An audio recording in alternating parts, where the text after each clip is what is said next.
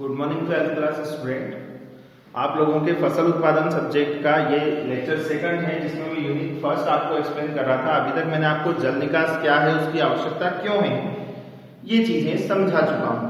अब आपका टॉपिक है जल निकास के प्रकार। जल निकास के प्रकार की विधियां, किस तरीके की नालियां बनाई जाती है। तो इसमें मैंने दो चीजें आपको एक्सप्लेन की थी, एक भूमिगत और एक पृष्ठीय। उनके प्रकारों को आज हम पढ़ने वाले हैं। एक बार फिर से रिपीट कर लेते हैं, भूमिगत और पृष्ठीय जल निकास क्या होता है। पृष्ठीय जल निकास में ऐसी नालियां बनाई जाती है जो भूमि के धरातल पर होती है और उसके द्वारा हम आवश्यक जल की मात्रा को हमारी भूमि से बाहर निकाल देते हैं। जबकि भूमिगत प्रकार की जो जल निकास की नालियां होती है वो भूमि के अंदर बनी होती है और उन्हें बार बार परिवर्तन करने की जरूरत नहीं पड़ती, क्योंकि पृष्ठीय जो है उसमें हम बार बार उसे परिवर्तित कर सकते हैं, लेकिन भूमिगत हम एक बार उसे बनाते हैं और उसमें से सभी जल की मात्रा भूमि के अंदर से ही बाहर हो जाती है।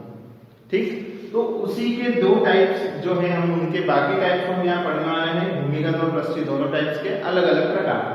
पहले बात करते हैं पृष्ठीय जल निकास, जिसमें अस्थायी जल निकास विधि होती है। ऐसी नालियां जो भूमि के धरातल पर बनाई जाती है, 10 से 15 सेंटीमीटर के डिफरेंस पर इनको बनाते हैं और ये नालियां समय समय पर बदली जा सकती हैं।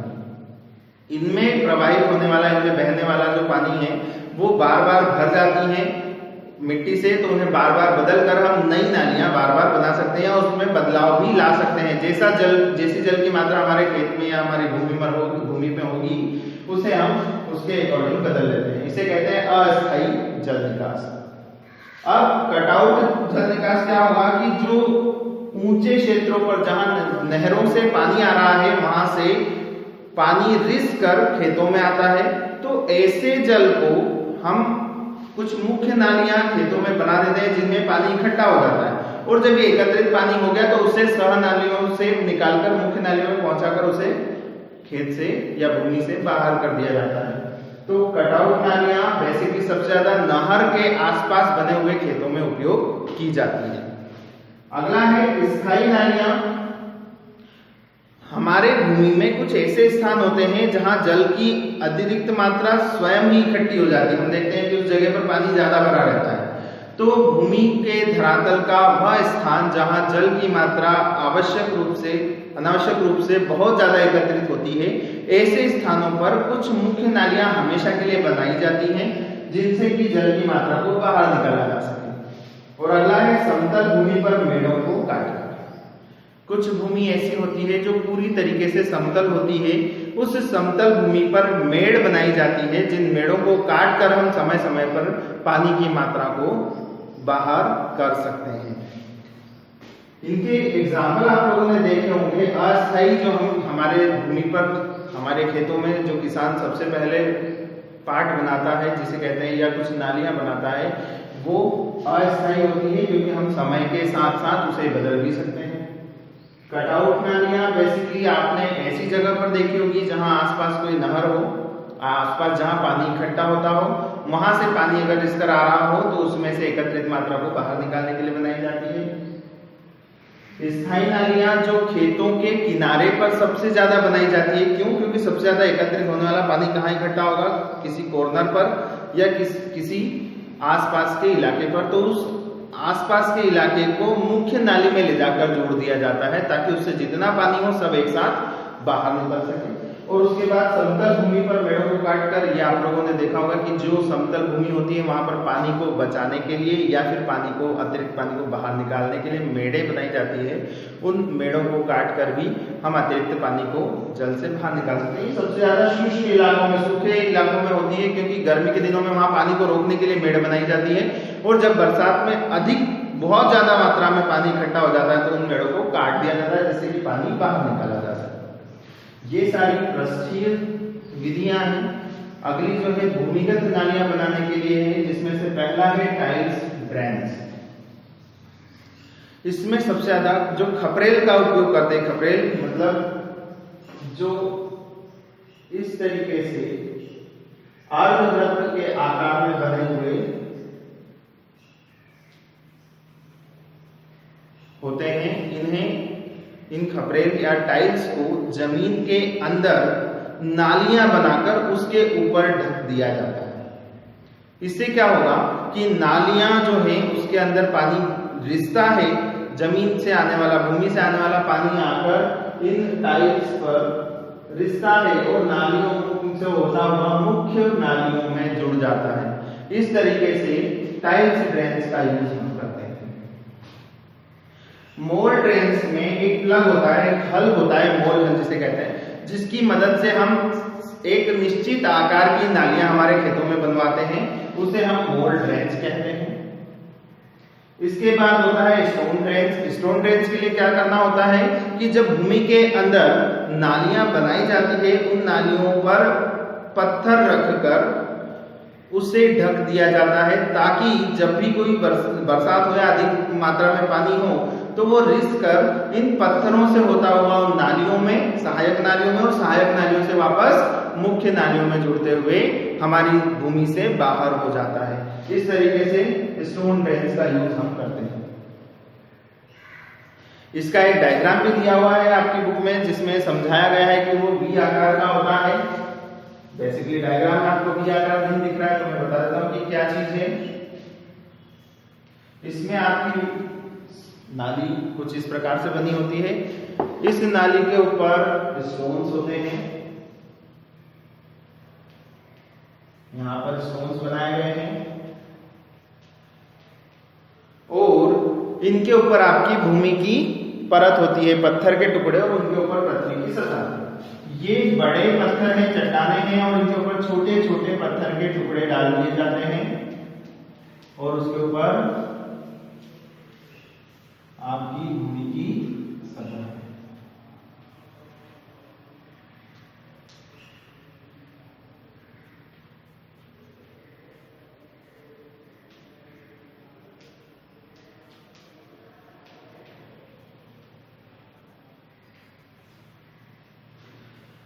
इसमें आपकी बुक में वर्ड दिया हुआ है कि इसमें लगभग वी आकार के शेप में बनाई होती है, लेकिन इसमें तो कोई वी आकार नहीं, क्योंकि ये नाली का आकार नहीं दिया है। ये बेसिकली ये बताया गया है कि उसमें क्या क्या बनाए गए हैं।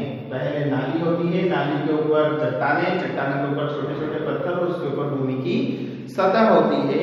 ये वी आकार में कुछ इस तरीके से होती है कि इसकी नालियां जो बनाकर सह नाली में जोड़ी जाती है, फिर नालियों को ऐसे लाकर मिला दिया जाता है, इसलिए ये वी आकार की नालियां बनी होती है। कौन सी नालियां थी ये? स्टोन ड्रेन्स, स्टोन नालियां। ठीक, इसके बाद आपकी जो आती है पाइप ड्रेन्स या पाइप नालियां, इसका भी आप लोगों की बुक में एक डायग्राम दिया हुआ है, जिसमें अलग अलग सह नालियों से मिलाकर उसे मेन लाइन में जोड़ दिया जाता है, मुख्य नाली में उसे जोड़ दिया जाता है। तो कुछ इस तरीके से जो नालियां होती है, इसमें बेसिकली हम क्या करते हैं, जमीन के अंदर लगभग 1 मीटर नीचे ये 10 से 15 मीटर व्यास वाले पाइप, जो सीमेंट या कंक्रीट के या फिर लोहे के छिद्र युक्त पाइप होते हैं, जिन्हें जमीन के अंदर बना दिया जाता है, लगा दिया जाता है, और जमीन के अंदर जब इन्हें जोड़ा जाता है तो इनसे आने वाला जितना भी पानी होता है, जितना भी अतिरिक्त मात्रा में पानी आ रहा है, उन्हें लाकर हम मुख्य नाली में जोड़ देते हैं। इस तरीके से सहायक नालियों से होते हुए पाइप की मदद से जो जल है, अतिरिक्त जल है, वो आपके मुख्य नाली से होता हुआ जमीन से या पृथ्वी से, आपकी भूमि से बाहर हो जाता है। इसके बाद आपका आता है पोल नालियां। बेसिकली पोल नालियां किस चीज की बनी होती है? पोल नालियां आपकी बनी होती है लकड़ी से। इसमें क्या किया जाता है कि लकड़ी के टुकड़ों को एक त्रिभुजाकार शेप में जमीन के अंदर लगा दिया जाता है, फिर उसके ऊपर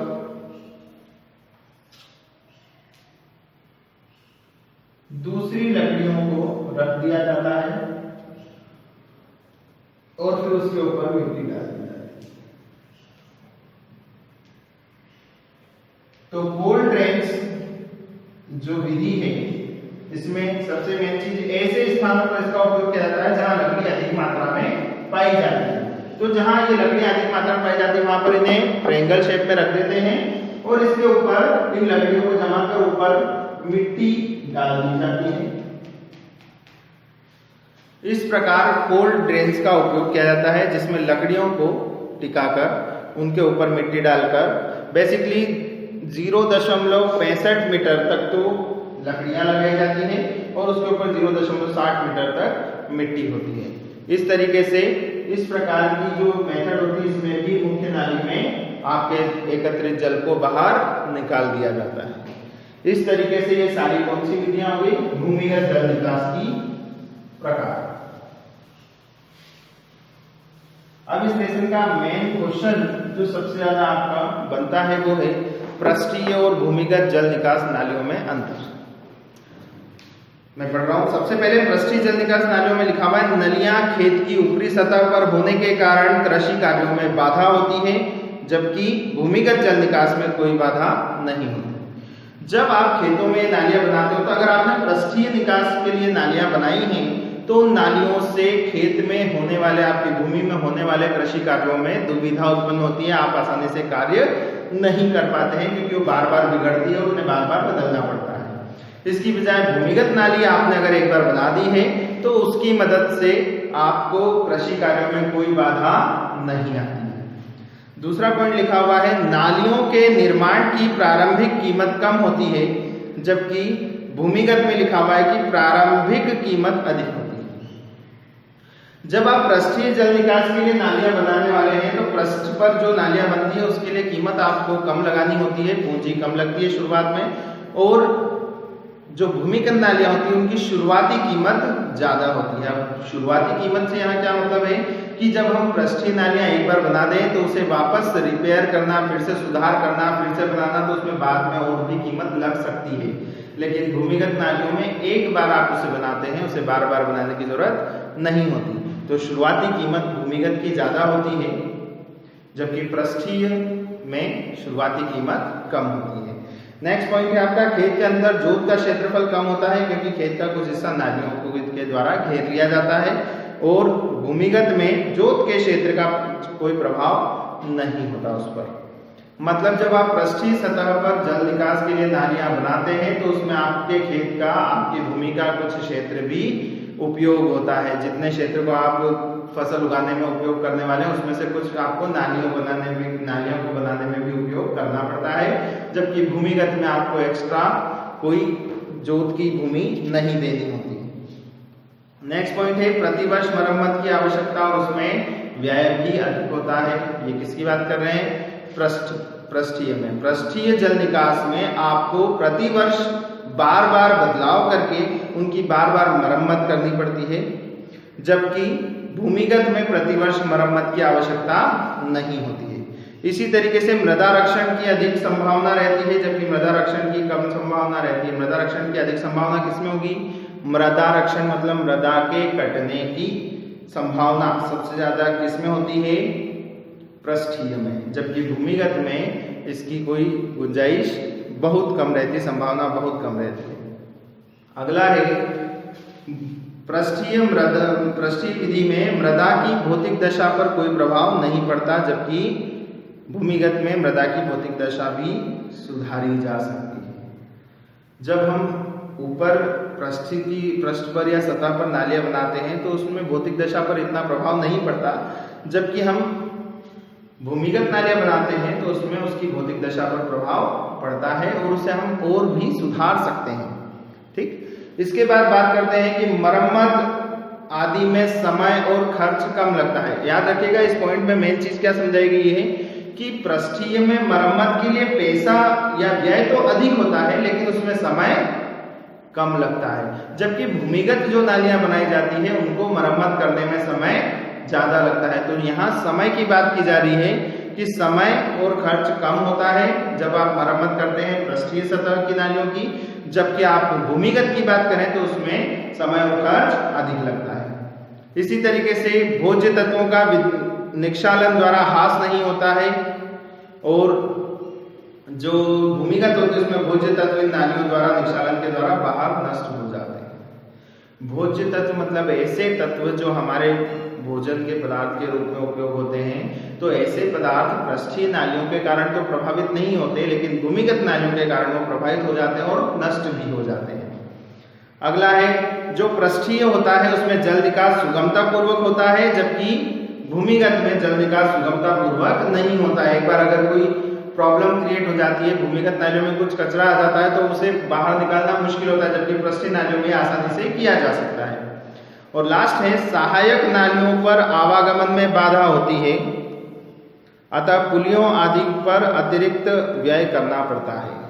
जब पृष्ठीय भूमि की बात करें तो उस पर जब हम नालियां बनाते हैं तो आवागमन में दुविधा होती है, आवागमन में परेशानी होती है, क्योंकि ऊपर ही नालियां बनी होती है। जबकि भूमिगत अगर आपने नालियां बनाई हैं तो उसके लिए आपको आवागमन में कोई भी दुविधा या कोई भी परेशानी नहीं होती है। इस तरीके से आपका ये पॉइंट जो खत्म हुआ है, इस क्वेश्चन को आपको अच्छे से नोट करना है। बाकी जो क्वेश्चन है उन्हें भी एक्सप्लेन करके लिखना है। मैं आपको इसके नोट्स भी प्रोवाइड कर दूंगा जिसके अकॉर्डिंग आप इसे लिख सकें। नेक्स्ट है आपका टॉपिक खुली या भूमिगत नालियां खोदते समय ध्यान देने योग्य बातें। अब जब हम खुली या भूमिगत नालियां, जब भी ये नालियां खोदते हैं तो उनको बनाते वक्त क्या क्या ध्यान रखना चाहिए। सबसे पहली चीज होती है जमीन का ढाल। इसको आप लिख लें, खुली या भूमिगत कोई भी प्रकार की अगर आप नाली बनाते हैं तो इन नालियों को बनाते वक्त क्या ध्यान रखना चाहिए। बनाते समय ध्यान रखने योग्य बातें।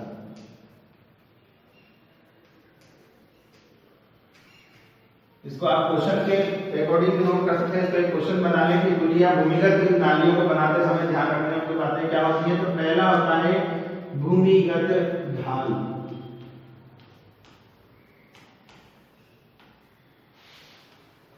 के अनुसार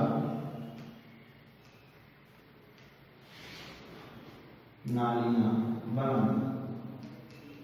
ये इसके उत्तर का पहला पॉइंट होगा, जो ये समझाता है कि जैसी भूमि है उसका ढाल जिस तरफ होगा उसी के प्रकार से उसके सहायक और मुख्य नालियां बनाई जानी चाहिए। दूसरा पॉइंट है जल निकास की मुख्य एवं सहायक नालियों को सीधा बनाने की कोशिश करनी चाहिए। सहायक एवं मुख्य नालियां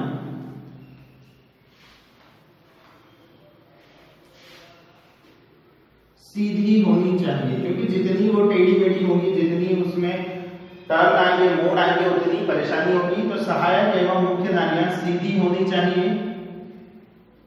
और अगर हम उसे कोई मोड़ देना चाहते हैं तो उसे धीरे धीरे आगे बढ़ाकर मोड़ते हुए उसमें एक मोड़ प्रदान करते हैं, ताकि उसमें कोई भी पानी को या जल को निकलने में कोई परेशानी ना हो। तीसरा, सहायक जो नालियां होती है उनकी लंबाई अधिक होनी चाहिए।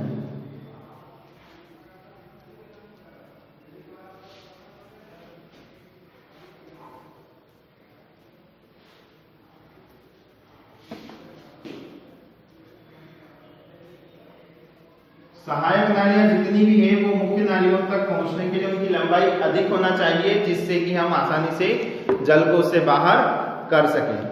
अगला है मुख्य नालियों की अपेक्षा सहायक नालियों में अधिक ढाल देना चाहिए। फिर वही बात, जितनी ज्यादा लंबी सहायक नालियां होंगी उतना ही लंबा ढाल हमें किसमें प्रोवाइड करना होगा, सहायक नालियों में। तो सहायक नालियों में ढाल अधिक होना चाहिए।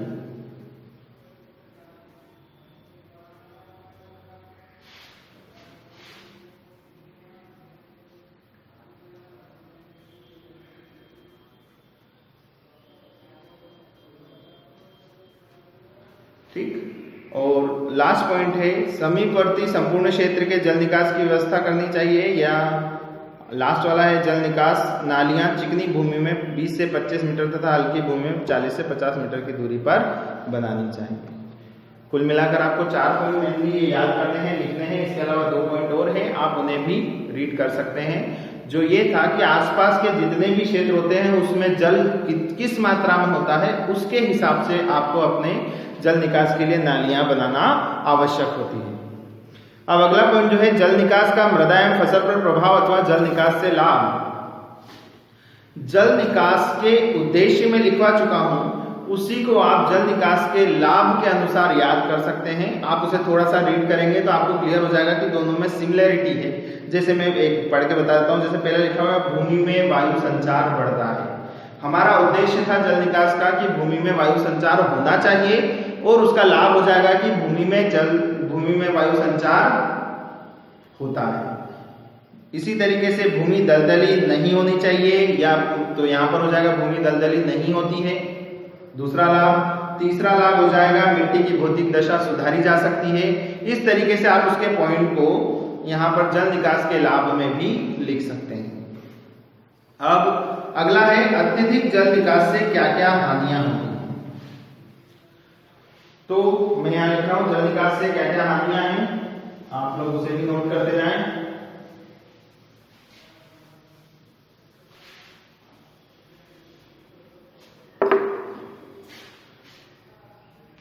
जल निकास से हानियां।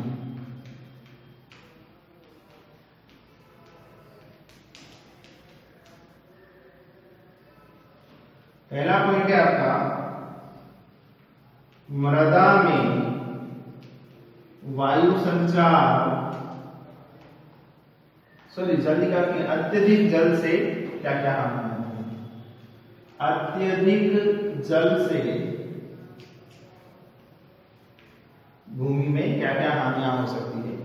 ये टॉपिक जो है इस तरीके से है कि जब भूमि में अधिक मात्रा में जल होता है तो उससे क्या क्या हानियां होती है। पहला है मृदा में वायु संचार में बाधा आती है। कुछ इस तरीके से आपको सिर्फ पॉइंट ही लिखकर याद करना है। पहला पॉइंट होगा मृदा में वायु संचार में बाधा आती है। दूसरा, ये टॉपिक में भी थोड़ी देर पहले पॉइंट क्लियर कर चुका हूं। फिर मृदा का तापमान गिरना। जब जल की मात्रा अधिक हो जाती है तो भूमि में जो तापमान होता है मृदा का वो कम हो जाता है या कम होने लगता है, जिसके कारण हमारी फसल को नुकसान पहुंचता है। अगला है जड़ों का उथला रह जाना। उथला रह जाना मतलब जब हमारी फसल उगती है तो उसमें अगर अधिक मात्रा में जल एकत्रित हो चुका है तो उसमें जो पौधे हैं वो सिर्फ ऊपर से ही पोषक तत्वों को ग्रहण कर पाते हैं, नीचे के पोषक तत्व उन्हें नहीं मिल पाते, इसलिए पोषक तत्वों की उन्हें कमी होने लगती है। इसलिए हम बोलते हैं जड़ों का उथला रह जाना। ठीक। अगला है लाभदायक जीवाणु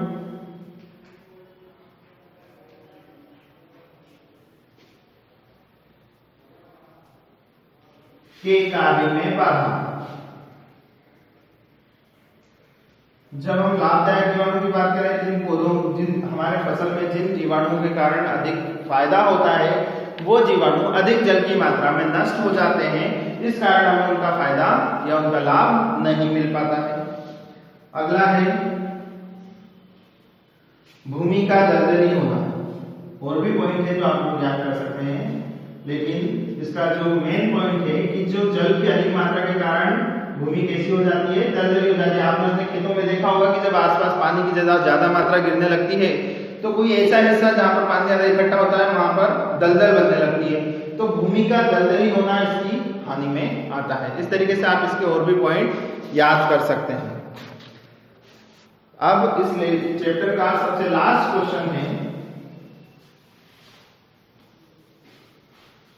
जिसे मैं आपको एक्सप्लेन कर रहा हूं, आप लोगों को नोट करना है, ये भी मैं आपको नोट्स में दे दूंगा।